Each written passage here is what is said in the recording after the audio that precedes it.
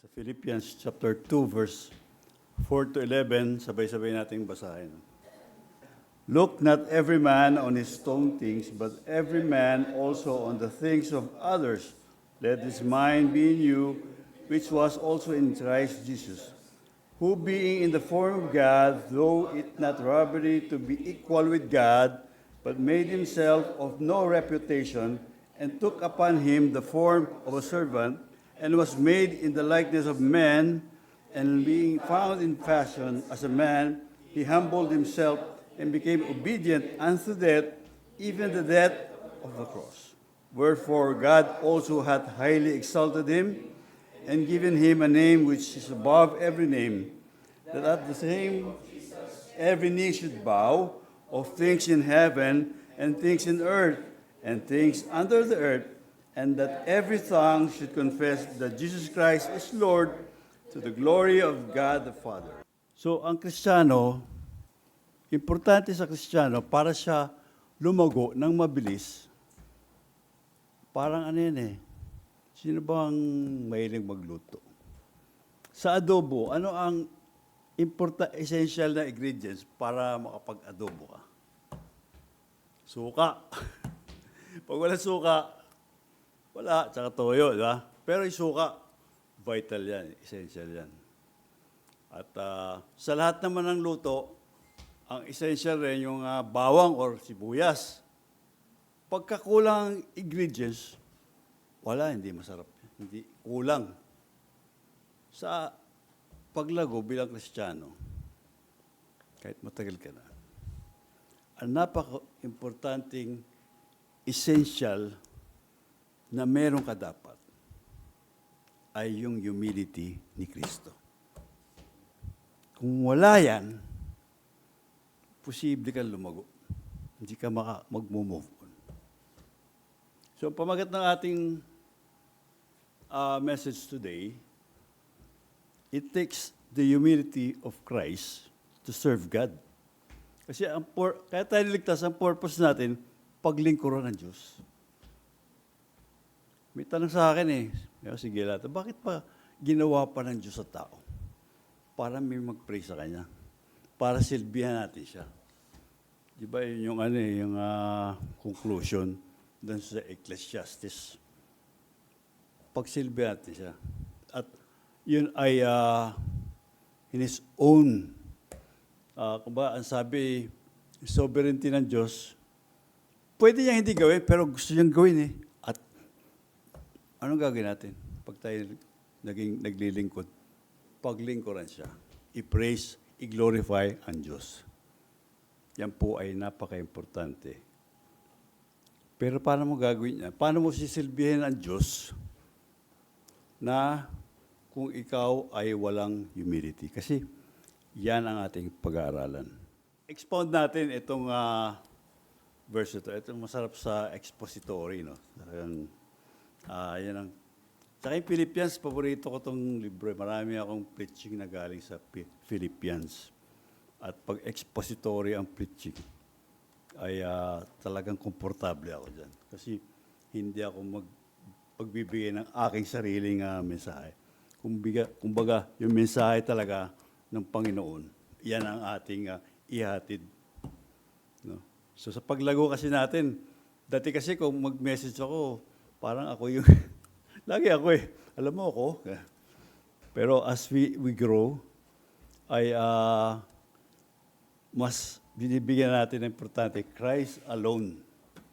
Na pagkatapos mo mag-message, si Kristo lang yung talagang nag-magnify doon sa iyong preaching. So, marami naman dito may trabaho, no? Iba magkakatrabaho. Pagdating ng araw, yung mga nagkaaral. Ayan.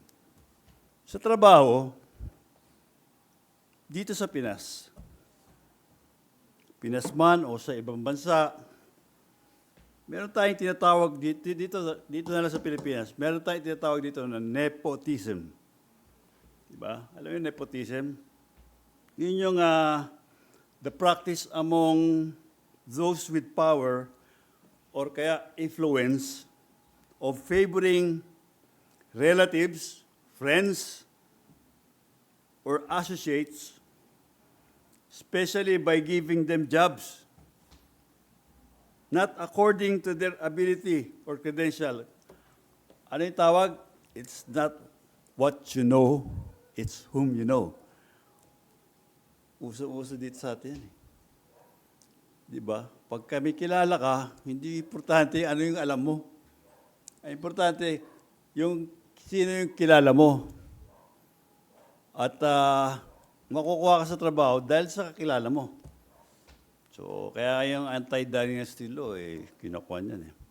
Kasi, bilipin mo, mayor, yung asawa, vice mayor, yung tatay, vice mayor, yung asawa ng tatay mo. Tapos ikaw, konsehal. Di ba? Buong pamilya na yan eh. Nasa politika eh. Sa kumpanya wala tayong magagawa, kumpanya nila yan eh. Pero, pagka ganon, ay ang masakit kasi sa ganon, sa kalooban, yung mga totoong masipag, ay may alam at may totoong may alam sa trabaho, ay bibiglang papasok na bago empleyado, tapos mas mataas ang posisyon niya sa'yo. Yung masakit yun. Tapos,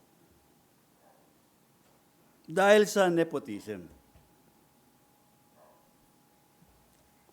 marunong ka, or mas mataas pa nga yung pinag-aralan mo doon sa empleyado na bago. So, pinag-aralan mo, nagsunog ka ng kilay para doon sa profession na yun. Di ba? Si Air. Pagtapos ito, baka wala ng kilay, kakasunog. Nag-graduate na, umasa ng board, nag-aaral pa rin. Tapos, nakuha sa trabaho, biglang may papasok undergrad.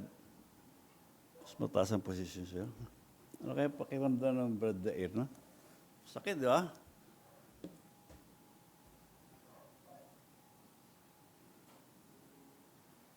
Ang higit na masakit sa lahat, ikaw pa magte-training sa kanya. Di ba? Ang sakit, aray. Biro mo papasok bago, mas mataas ang posisyon, tapos sabi siya, i-training mo nga yan. Ikaw pa magtuturo. Nangyayari po yan. Sa Saudi, lalo na. Siyempre, bansa nila yan. In serving God, ang pinaka-essential na ingredients is humility. Kapag Kristiyano ka na, kahit gaano man kataas ang tinapos mo, or gaano man kataas ang katayuan mo sa buhay, ay back to zero ka once ikaw ay naging Kristiyano. Once ikaw ay naging new birth in Christ, born again, tinatawag. You have a new life. Yun yung tinatawag na born again. Ikaw ay bagong Kristiyano. After mo ma-born again, you now have a new life, which is yung spiritual life. Before, wala ka niyan, spiritual life. Wala kang conviction sa sinasabi ng Scripture. Ang base mo, conscience sa lahat ng desisyon mo, di ba? Wala kang, wala kang Bible alone. Wala kang sola fide or sola deo gloria. Hindi. Wala, sola scriptura. Wala ka yan. Scripture alone. Based sa sa conscience mo. Doon ka naka-base sa mga kilos mo, sa decision mo. But nung ikaw ay na-born again, nagkaroon ka ng Holy Spirit, ay nagkaroon ka na ngayon ng what you call it, conviction sa Bible. Conviction na yung base mo. Nako-convict ka, kasi nakita mo sa Bible, mali yun eh. Hindi ko gagawin yun. So, bago ka mag-apply ng trabaho, sinicheck mo muna, Scripture. Yun yung spiritual life. Pagka ikaw ay may spiritual life, meron kang responsibility, tas lalo na bilang membro ng church. Ganun na yung meron ng changes.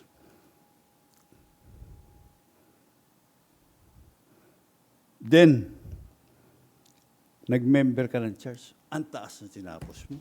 Para kasi, di ba, may master's degree ka pa. Tapos, yung iba, lawyer, CPA pa. Mga top-notcher. Meron isa, nag-top-notcher sa CPA, top-notcher pa sa sa bar. Hindi, no? Ganun yung mo, credential mo. Tapos naging membro ka ng church, SGBCI. Yung pastor ng church, hindi ka na mas mataas ang tinapos mo. Mangyayari yun eh. Maaring mangyayari yun. Talagang nangyayari yun.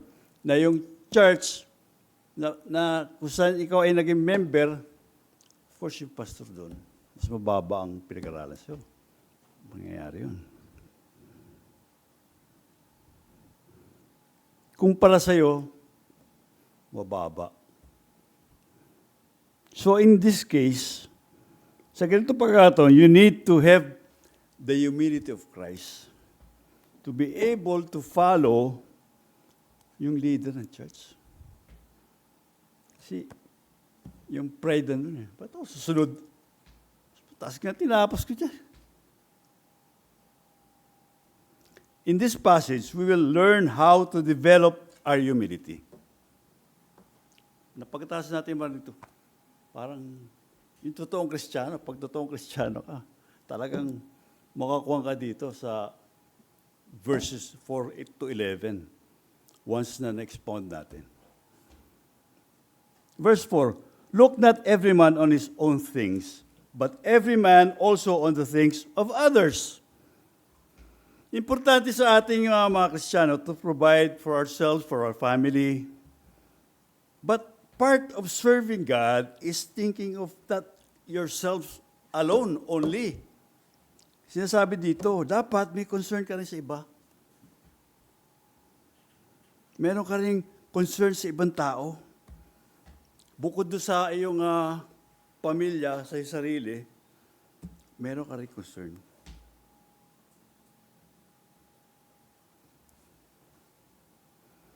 Meron tayong tinatawag na priority sa buhay. Of course, ang una dyan, ang Panginoon. Tapos ang family. Hindi nagtatapos sa pamilya ang ating priorities. Andiyan ang ating mga brethren, mga kasama sa church, ating relatives, friends, and even strangers. It is part of serving the Lord, yung ganon. Hindi lang wala kang pakialam sa ibang tao. Alam niyo, kung wala kang humility, mahirap para sa iyo ang tumulong. Kasi madalas ang iniisip mo, pinag-aralan ko ito. Kaya ako nagkaroon ng ganitong sweldo, pera. Pinaghirapan ko ito, nag-aral, surga akong kilay. Sino ba't kita bibigyan? Sino ka ba? Ganon. Wala ka kasing pasasalamat doon sa iyong meron ka. So, pride. You're very proud of yourself. May kumutok lang sa bitana. Na ganun mo, di ba? O, yun. Naiinis ka. Kasi wala kang concern sa ibang tao.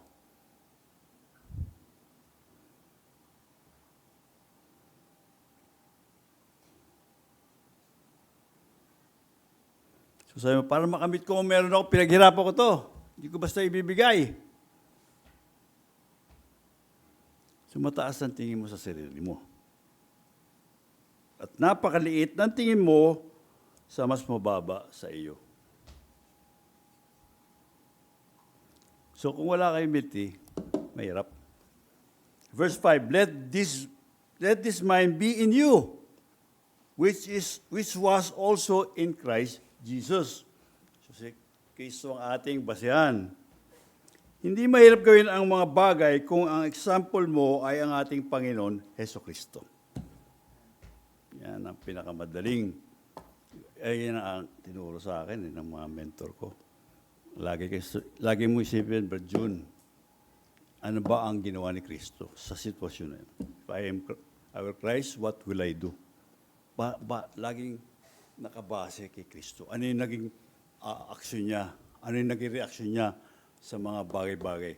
Tulad yung siya ay kinumpronta ng mga Pharisee, di ba? Ano yung mga naging sagot niya? Yung siya ay dineliver doon sa para-attempt. Ano mga sagot niya? Puro word. Yung, di ba? Scripture. Yung ganon. So, wala tayong ibang pupuntahan. Pagbabasihan, si Kristo. Yun. Hindi ka na mahirapan.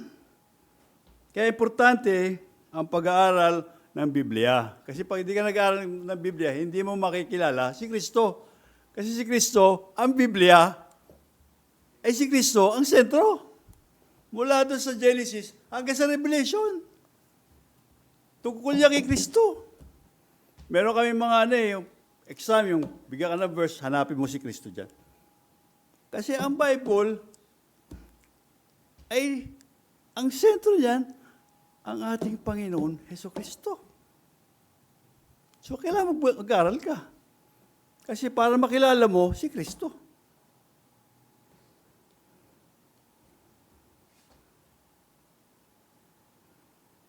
At masunod mo ang kanyang ginagawa. Paano susundin? Ikaw maatin. Hindi ka nagkikinig ng mga pag-aaral. Yung mga series tayo, ang gaganda. Alam mo, na-bless ako doon sa yung approach doon sa self-examination, sa pag-share ng gospel. Ganda, oh. Tinatanong muna, ano tingin mo sa sarili mo? Parang parang ang dating mo, hindi kayong dating na masyado ka naman malinis. Ang dating lagi siya sabi, kayo lang ang ligtas. Ganun eh. So pag self-examine, tanong yun, tingin mo ba, ikaw ay mabuting tao? Paano mabuti? Tingin mo ba, yung kabutihan mo ay pwedeng pumunta sa langit? So siya mismo, ang ganda. So isang paraan, kung nakinig ka, nalaman mo yung ganung style, di ba? Kasi ang hirap talaga mag-share pagka medyo, alam nga, baka biglang magalit siya eh. Madalas yun na sinasabi, kayo lang ang ligtas. Mayabang kayo. Diba? So pagka, okay na, wag ganun.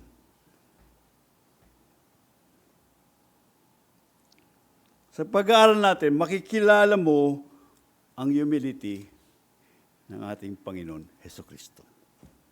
If you know Christ, we will learn how to be like His mind. Ano yung kanyang isip? Christ-like ang tawag. Let's see, ano ba ang pinagyayabang ng isang tao? Sige, ano ba pinagyayabang ng isang tao?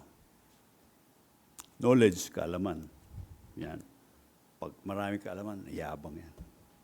Yung pinag-aralan natin, ito ay nagiging dahilan para maging mataas ka ang tao, maging mataas ang tingin sa sarili. Yumayabang ka at nawawalan ka ng humility. Kasi masyado kang marunong. Much pride. Rin meron ka pag masyadong marunong. At mahirap para sa iyo ang sumunod sa mas mababa sa iyo o mas bata sa iyo. Yan. Ano pa ang pangalawang pinagyayabang na tao? Power. Pag ikaw ay may power. Kaya yung iba gusto kumandidato kahit na magastos no? Pag kayo naupo ka pork barrel ka. May power ka Alam ko ni congressman, pag inuli, di ba? Mayor, ganun. Pangit no? Yung ginagahit mo yung power para lusutan yung baluktutin yung batas. Kristiyano ka, hindi maganda. Kahit pa sabihin mong anak ka ng mayor pag ikaw nagkamali, mas magandang pakinggan, anak ni mayor, pero tingnan mo, inamin niya mali siya. Nagpatikit. Hindi nakipag-away, hindi nakiusap. Pasensya na, sir. Iba Nuli palalabasin po, mali yun ang huli. Diba? Galit pa, inaaway. So, hindi ganun. May mali ka, mali.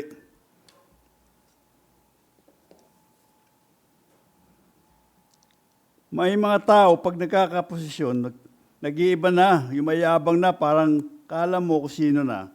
Kasi kinain na siya ng power na meron siya. Nagiging dahilan na ito upang tumaas lalo ang kanyang pride.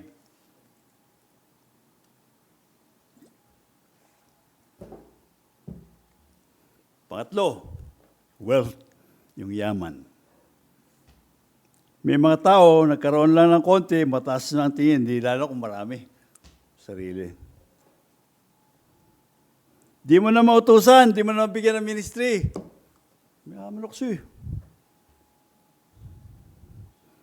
Sino ka ba? Mas malakas ang kumita sa'yo. Meron po, bibili ng tao, no? Meron ganun. Kano ka ba? Ito, yun. Ganun ka. Hindi, no? Bibili ng tao. Sige, 2 million. Dahil sa pera, pala galing mo sa kurakot pala. Yabang-yabang mo eh. Bili ka ng Rolls Royce dahil sa payong eh. Hindi mo na siya ma-reach. Hirap mo na ma-reach. Kasi nga, pride. Dahil sa kanyang yaman. 3 bagay na yan, nabanggit natin, ay may dahilan para mawala ang humility ng tao. Meron kanya. May ganyan talaga. Ano yung mga unbeliever? Mapigat kung believer ka, tapos ganun ka, no?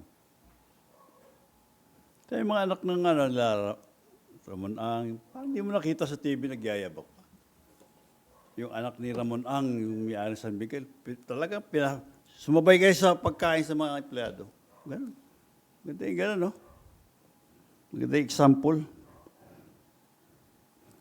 Pero pag Kristiyano ka na, hindi na dapat maging dahilan yan. Yung mga 3 bagay na yan, hindi na dapat na ikaw ay magmataas.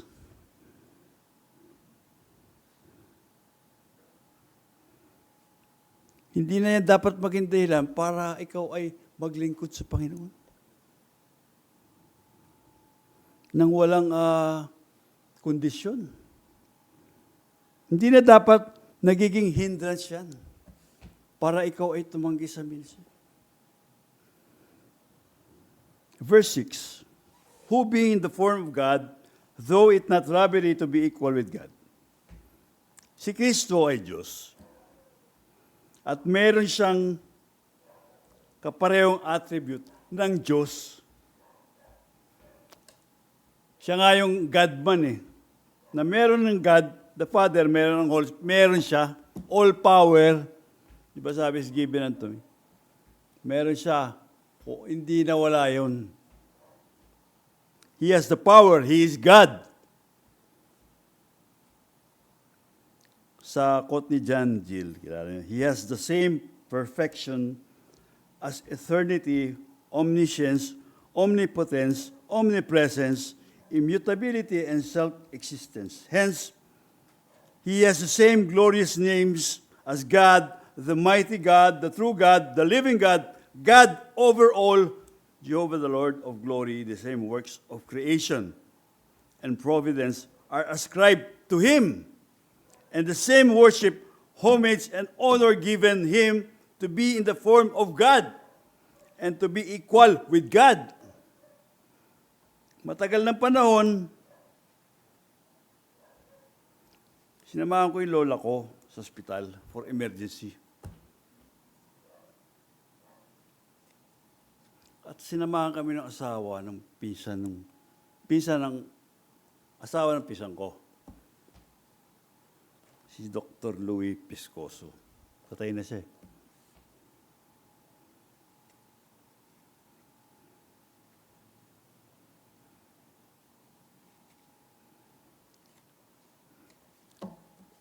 Pagdating doon sa hospital, dumating si Dr. Piscoso. Alam mo, hindi siya yung parang, asan na yung pasyente ko? Nakikiusap siya, pwede po makita yung pasyente. Napaka baba ng kanyang dating. Tapos may nakakilala sa kanya, Dok, sabi si Dr. Piscoso po, Dok, pati yung sinasabi? Inasikaso yung lola ko. So, ibig sabihin, meron siyang power sa Dok, pero hindi siya nagyayabang. Siya ay dumadaan sa proseso, nakikisuyo. Yung pala ay, doktor siya sa heart center. Tapos pag tinignan mo siya, maitim eh. Malakas manigarilyo eh. Hindi siya mukhang doktor, pero doon makita yung isang tao na yung may humility. Na ang taas, may posisyon siya sa heart center. Siya ay isa sa head ng internal medicine. Tapos, of course, sa yung pisa ko, doktor rin yan. Tapos tinulungan kami para maasikaso yung lola ko sa ospital. Yung pala, sakop rin nagkakuha rin pala siya doon sa ospital na yun. So, kung di, yung mismong empleyado ng nurse, nakilala siya, yung nagsabi, si Dok yun, asikasuhin niyo. Asikaso ka. Ang katangian ng Panginoon, kaya very effective siya as servant, na dapat gayahin natin. Meron siyang humility. Kaya very effective siya. Meron siyang humility na kailangan natin to serve God. Yan ang kailangan natin.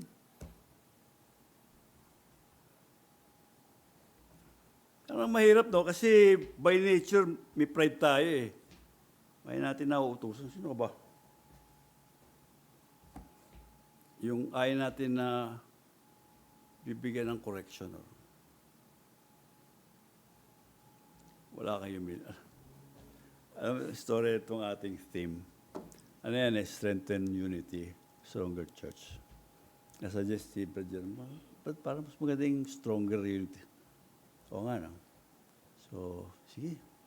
Hintayin natin. Para naman sa Panginoon yan eh. Bakit ka makikipagtalo? Bata ka sa akin, baka susundin yung suggestion mo. Hindi po yan na porkit nauna ka. Ang basya natin, ito ba ay makakalugod sa Diyos? Mas makakabuti ba sa simbahan yung ating gagawin? Kahit pag galing niya ang suggestion galing sa mas bata. Ganon, yun ang humility na meron si Kristo. Diba? Yung cup, sabi niya, pwede tanggalin, pero kung not my will, but by your will. Hindi yun dahil sa gusto ko. Ganon ang humility ni Kristo.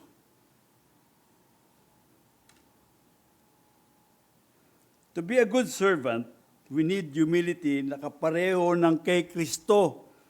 Kaya ba natin to? Sabihin niyo, Brad, madaling sabihin, pero parang mahirap gawin eh. Madaling sabihin, mahirap patag gawin eh. To develop or to have the same humility of Christ, maganda ay alamin natin kung gaano ba ang kanyang humility. Gaano ba katindi yung kanyang humility?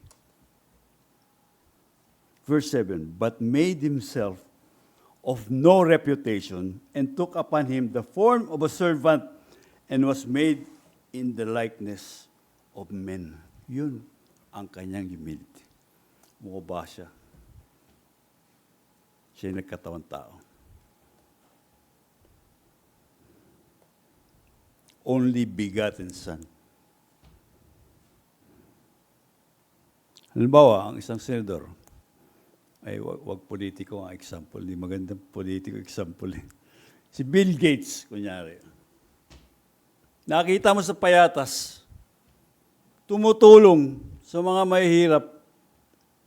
Iba dating, di ba? Parang binaba niya yung sarili niya, so, nakihalo doon sa mga mahihirap. Bill Gates, gano'n ang Panginoon. Mubaba sa lupa para sa mga makasalanan na tao, tulad natin. Yun yung humility niya. Sumunod siya. Yun yung plano eh. Yung plan of salvation, kailangan niyang magkatawang tao. Ginawa niya in humility. Pare-pareho tayo ng pareho kayo ng Diyos eh. But because of the humility of Christ, ginawa niya. Kaya nga, yung kanyang sacrifice lang, katanggap-tanggap. Yun yung mabango lang na ang sakripisyo ng Panginoon, Yun lang ang mabango na tinatanggap ng Diyos. Walang iba.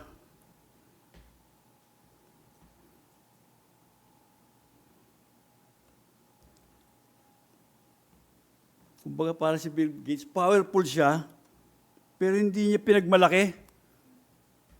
Hindi niya inisip ito, baka ano sabihin ng ibang tao. Kaya tatago siya. Pero pasimple kang gumawa. Isinangtabi mo ang iyong power, ang iyong katayo sa buhay para magsakripisyo. Ganyan ginawa ni Kristo. To be a servant. That is humility. Tapos tayo nagkaroon na ng konting magandang trabaho. Kala mo kung sino ka na, di ba? Kala mo kung sino tayo? Na-promote ka lang, wala ka ng time sa church. Nagkaroon ka lang ng yaman, hindi ka na ma-reach. Di ba? Konting masabihan ka lang for your spiritual growth. Na-offend ka na. Offend ka na agad, tas laging ang panakot mo, hindi ka muna attend. Hindi mo na ako attend. Pakainis siya, nakaka-open. Hindi mo na ako pagpaparticipate sa ministry. Sinainis ako eh. Nakaka-open ako eh. And worse, pagmamalaki mo, pag hindi kayo ganyan, lilipat na ako ng ibang church. O doon ka na magkakalat sa kabilang church. So, lilipatan mo. Kasi gano'n rin yun, dahil wala kang humility. Di ba? Walang pagbabago yun, lalala ka pa. Yung worst. That's the worst thing that will happen to you. Yung pagmalaki mo, nalilipat ka ng ibang church. Alam mo, ang tinuro sa akin ng mga mentor, wag kang aalis sa isang church dahil sa emosyon. Aalis ka ng church dahil sa doktrina. Kahit pa, best friend ko yung leader dyan. Pagdating na sa doctrine, maghihiwalay na tayo. Alam mo yung nagturo sa akin nun? Ito, distinctive. Baptist distinctive. Halos weekly pinag-aaralan namin. Yan rin ang ginamit ko. Hindi na kami magkasundo. Kasi lumalayo na doon sa tinuro sa'yo. Di ba? Kasi kailangan mag-stand ka doon sa doctrine. Kahit pa, kilala mo yan, alam mo na sa scripture hindi tama yung gagawin, maninindigan ka. Hindi yung mamalaki ka pa. Kaya ka pag tinanong, ba't ka umalis sa church niya? Kasi nakakainis yung ano. Ganon. Doctrine. Marap ka man ulit sa mga dati mong church, hindi ka mahiya. Hindi masabi yung ngayon church mong membro ka na sa church ngayon dito. Hindi sabi, dati na membro, kaya umalis yun. Doctrine. Doctrine ang reason. Masakit man, pero doctrine, hindi yung masagot yun. Contradicting na kayo. So, yun ang reason. Dapat ganon. Meron tayong mga emosyon, pero tampo-tampo lang. Pero para ikaw ay lumipat sa isang church dahil sa emosyon mo, yun ang pinaka-worst na gagawin bilang Kristiyano.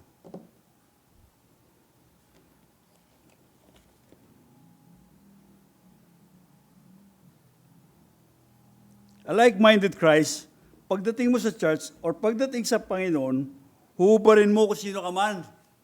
Ikaw ay abogado, doktor, engineer, huhubarin mo yan. Hindi mo yan pagmamalaki. yung posisyon mo na meron ka, pagdating sa church, we are all servant, equal. Iisa ang ating Holy Spirit. All alike. So sa church, kasi hindi naman lahat ng naka-assign sa ministry ay mas mataas ang pinag-aralan sa'yo o mas nakakaangat sa'yo. Pero siya yung naka-assign dun eh. Dahil because you have the humility of Christ, you follow. Then when you follow, you become a good servant. Yun eh. Hindi naman lahat tayo pastor. Hindi naman lahat deacon. So, may ano yan. May nilagay ang Panginoon sa mga bawat ministry. Pag ikaw ay may humility of Christ, nagsasubmit ka dyan sa authority at hindi mo yan binabypass dahil iyan ay pagpapatunay na ikaw ay nagpasak. Huwag mo nang tawagin Lord si Kristo o hindi ka naman papasakop yung buong buhay mo. Once sinabi mong the Lord Jesus Christ, ibig sabihin, nagpapasakop ka yung buong buhay mo, pinapasakop mo sa Diyos. That's the humility. Ganyan si Kristo, nagpasakop siya sa Diyos Ama para gawin yung kanyang mission, ministry dito. Hindi yung half-half lang pagka hindi ko gusto ng Diyos, sunod. Hindi. Laging talagang base sa Scripture. Sinabi ng Scripture, mabigat mo siya, susundin mo. Kasi yun ang sa Scripture. Ganun na yung buhay mo eh.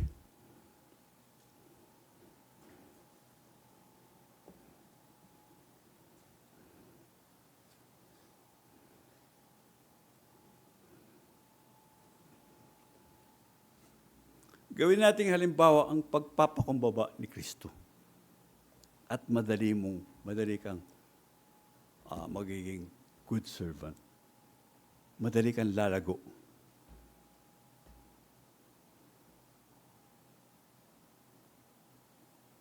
Just to be a good servant, si Kristo talaga ang the best na gagayahin natin. Yung kanyang humility.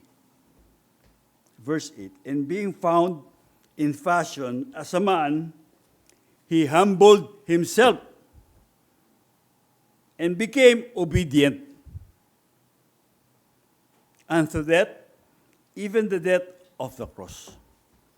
Ano sabi? Ano daw yung first step sa obedience? Ano ba yung unang step na dapat meron ang Kristiyano? Obedience daw, hindi humility muna. Kasi pag wala ka humility, hindi ka mag-obey. Di ba?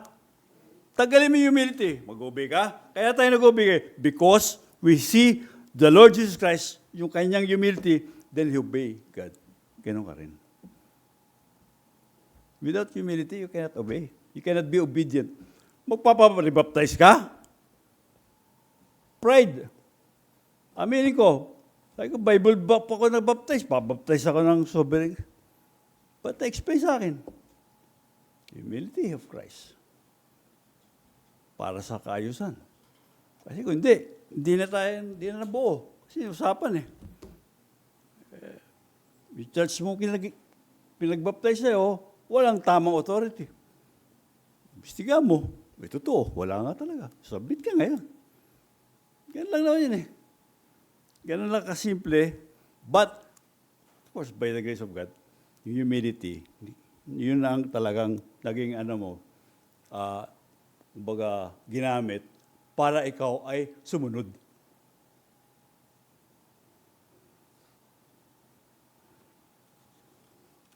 Diba? Being found in fashion as a man, he humbled himself.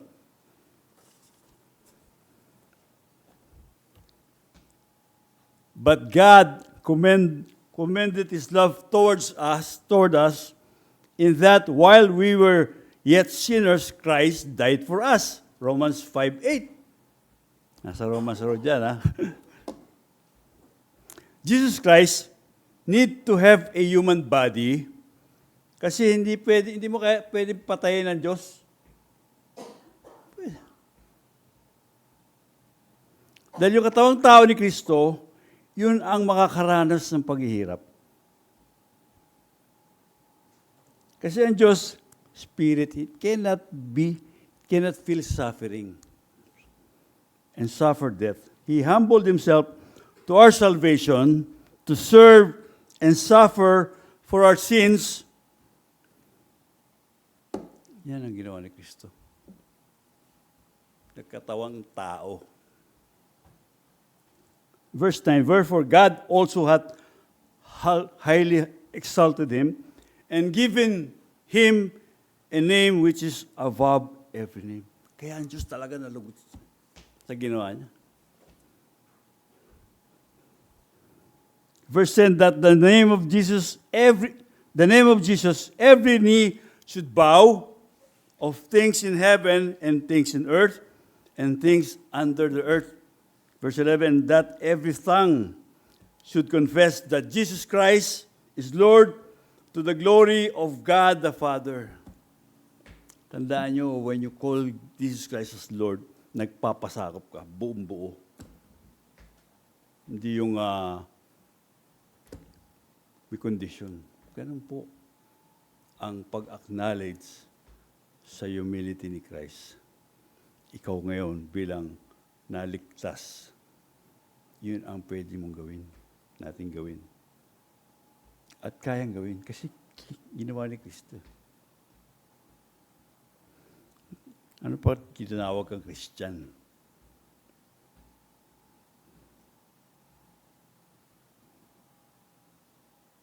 Now, compare mo ang ano man meron ka. Compare natin.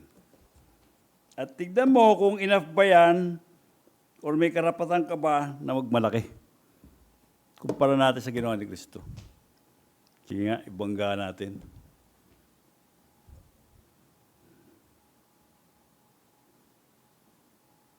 Compare mo kay Kristo, who humbled himself, the same, he is exalted by God the Father. The one humbled himself is the name that every tongue should bow. Yun yung kapalit. Pagpapakumbaba.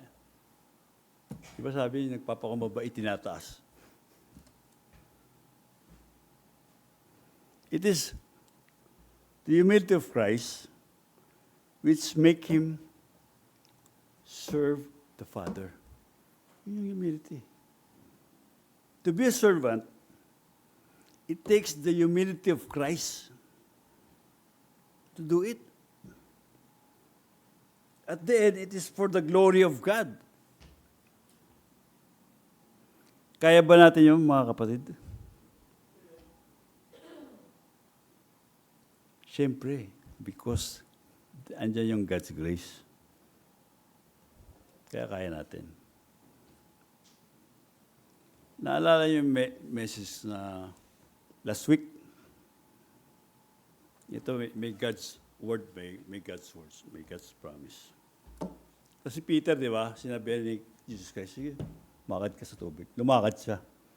Yung word of God put into action, yung faith. Nabigyan tayo ng faith.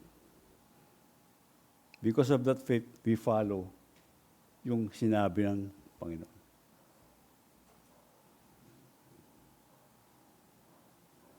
Pag ang isang church, ang mga miyembro at leaders all have the humility of Christ, imagine mo, ano ang resulta? Stronger unity, stronger church, di ba? Andali, siguro natin lang baka maging building na mataas. Parang sa CCF. Hindi, ganun eh. Imagine mo, kung lahat, halos leaders, members, may humility ni Kristo.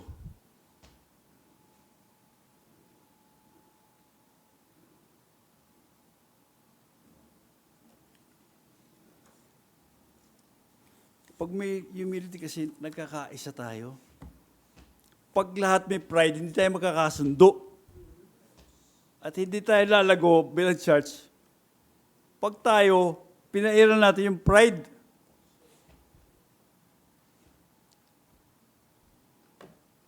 Konting magmamalaki ka, di ba? Porkit nauna ka, kailangan ikaw ang nasusunod. Mas magandang makita, tingnan mo, pero nagsasubmit, sumusunod. Di ba mas magandang makita yung ganon? Tulad ni Kristo, na may power, pero dahil sa humility, yun yung talagang ginawa niya, yung sakripisyo. Tayo, hindi natin kayang gawin yan. Of course. Lalo kung sigurado naman na tama yung gagawin mo. Inuutos sa'yo. Kasi based naman sa scripture. Kaya nga meron tayo ito. Pero once na lumabas na dyan, lumabas na sa contradicting na sa ating faith and practice, iba na yun. Pag-usapan. Bakit ganyan na ang doktrina? Ba't ganyan na sinusunod? Ilatag mo. Mag-aral ka. Ibigay mo yung mga verse. Ba't sabi sa verse, ano? Di ba? Tapos, pag may mga correction sa'yo, namnamin mo. Okay naman. Sa ikabubuti ko yun. Tulad sa pag may Bible study tayo sa hapon. Aminin ko, ako, yung bang may tuturo. Sabi ni Pastor, i-put mo into question. Hindi parang nagtuturo ka na rin. Di ba? Guilty ako doon. Nung marinig ko yun, hindi ako nag-react na, bakit ba? Tama eh. Oo nga naman, in respect do sa nagtuturo. So, nung last Sunday, ako iniwan dito, sabi ni Brother, ikaw di ko dito